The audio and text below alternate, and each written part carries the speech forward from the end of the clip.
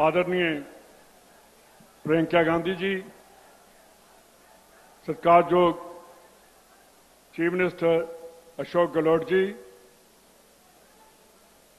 अध्यक्ष जी डोटासरा साहब, सचिन साहब, सीपी जोशी जी,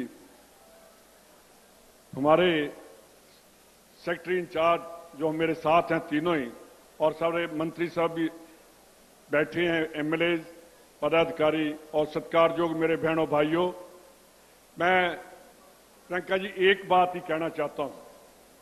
आपने कहा था कि मैं लड़की हूं, डरूंगी नहीं।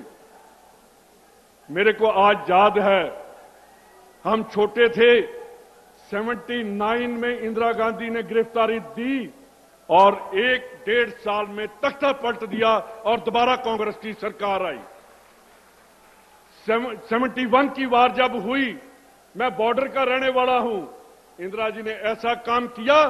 5 साल के बाद 65 में वार की पाकिस्तान ने, 71 की वार की, इसका कमर तोड़ दी पाकिस्तान की, और इंदिरा गांधी ने पाकिस्तान के 2 टुकड़े कर दिए। उसके बाद पाकिस्तान उठ नहीं सका। आप उस दादी की पोती हैं जिसने जो कहा उसने वो किया। आज लोग इंदिरा गांधी को इसलिए याद करते हैं कि वो पंडित जवाहरलाल नेहरू की बेटी थी, वो मोतीलाल नेहरू की पोती थी, जिसने देश आजाद करने के लिए ये नहीं देखा कि कब देश आजाद होगा। उन्होंने देश के लिए कुर्बानियां दी, गिरफ्तारियां दी। आज जो लोग बैठे हैं वो कहते, उनको जब पूछते हैं कि आपने क्या किया देश की आजादी के लिए, तो वो कहते हैं कि हमारा तो जन्म ही 50 में हुआ, 3 साल बाद 47 के बाद ये पार्टियां बनी। आज जितने स्टेज में बैठे हैं, जब पंजाब में बैठे हैं, उन लोगों के पीछे एक हिस्ट्री है। उन्होंने देश की आजादी के लिए काम किया है, उन्होंने बातें नहीं की। वो देश की आजादी के लिए जेलों में इसलिए गए कि हम अपने हिंदुस्तान को आजाद देखना चाहते हैं, अपने इंडिया को आजाद देखना चाहते हैं। उनको कभी याद नहीं था कि अंग्रेज हमें आजाद करेंगे। उन्होंने आजादी ली, और जब 1921 में क्विट इंडिया मूवमेंट आई तो कितने लोग जेलों में गए। आज ये कहते हैं कि हम देश को ऐसे कर देंगे।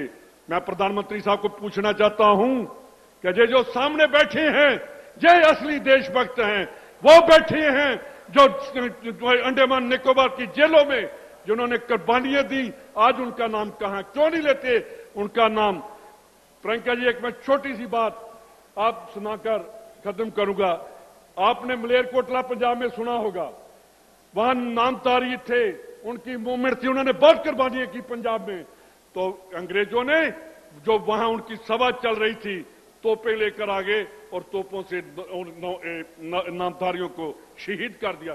एक 8 साल का 9 साल का बच्चा जब उसको तोप के आगे खड़ा किया तो अंग्रेज ने कहा कि जे रेंज में नहीं आ रहा, उसने अपने पांव के नीचे ईंटें रखकर कहा कि अंग्रेज, मैं अब तेरी रेंज में आ रहा हूं, मेरे को अब गोली मार।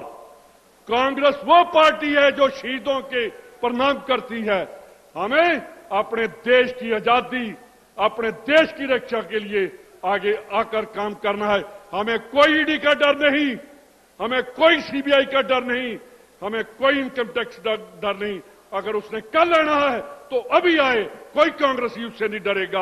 आप सभी लोग कांग्रेस के साथ, और 2023 में मेरे को पूरा विश्वास है। मैं विश्वास के साथ कहता हूं कि पंजाब, राजस्थान में कांग्रेस दोबारा रिपीट करेगी, और 2024 में पूरे हिंदुस्तान में कांग्रेस का राज होगा। इन्हीं शब्दों से मैं आपका धन्यवाद करता हूं। और प्रियंका जी, आपको यहां आने का आपका भी धन्यवाद करता हूं। बहुत बहुत मेहरबानी। जय हिंद।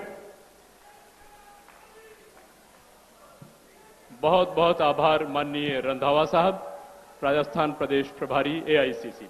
और इसके बाद मेरा अनुरोध, हमने आज इसका उद्घाटन होने जा रहा है, जो ग्रामीण क्षेत्रों में इंदिरा रसोई योजना की शुरुआत होने जा रही है, उस पर एक छोटी सी डॉक्यूमेंट्री है इंदिरा रसोई योजना की और राजस्थान मिशन 2030, जो माननीय मुख्यमंत्री जी का संकल्प है कि 2030 में कैसा राजस्थान होना चाहिए, उस पर एक छोटा सा वृत्त चित्र।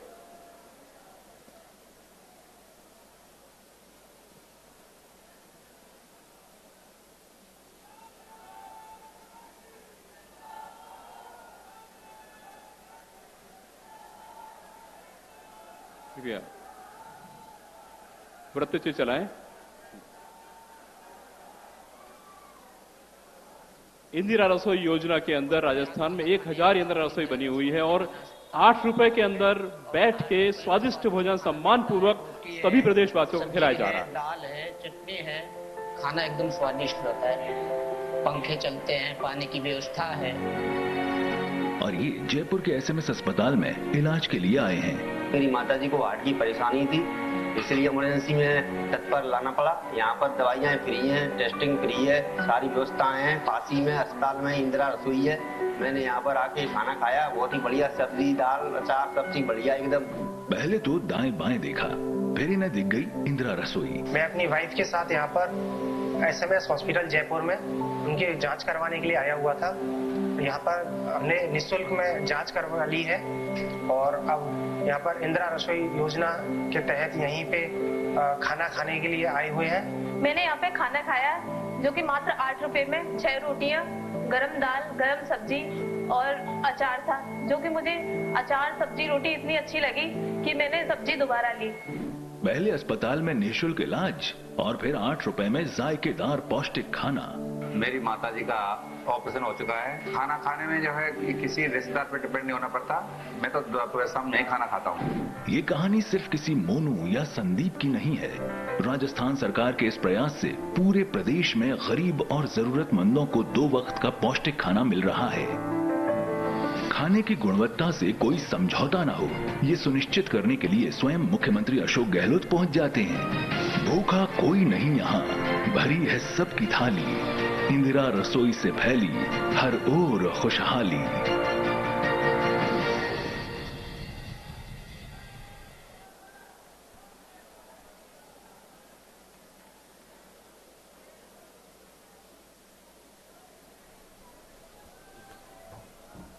तो प्रियंका गांधी इस समय निवाई टोंक में 2030 मौजूद हैं और कांग्रेस के सभी दिग्गज नेता राजस्थान से जुड़े यहां पर मौजूद हैं।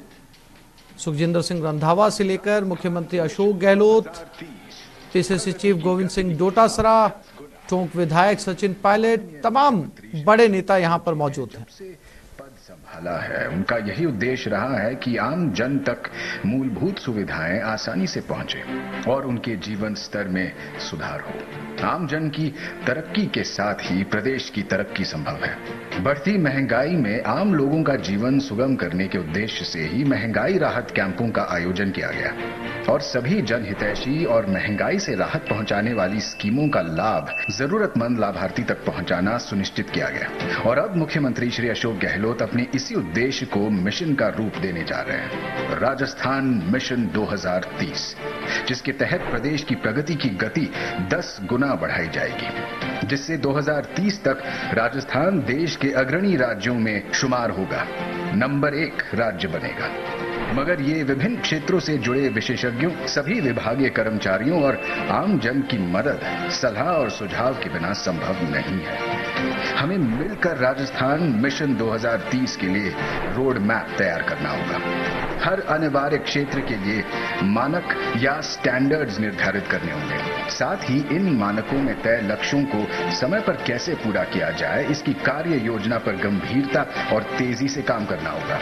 राजस्थान मिशन 2030 के लिए राजस्थान सरकार की योजनाएं चरणबद्ध तरीके से इस प्रकार है। नंबर 1, विकसित राजस्थान 2030 नाम से एक डॉक्यूमेंट तैयार किया जाएगा, जिसके अंदर सभी विशेषज्ञों, हितधारकों, युवाओं और समाज के सभी वर्गों के लोगों के सुझाव समाहित किए जाएंगे। नंबर 2, डॉक्यूमेंट तैयार करने और लोगों के सुझाव इकट्ठा करने के लिए हम एक वेबसाइट बनाएंगे, जहां अलग अलग क्षेत्रों के विशेषज्ञ, विभिन्न विभागों के सदस्य और आम जन सभी अपने विचार, सुझाव और अपेक्षाएं ऑनलाइन सबमिट कर सकेंगे।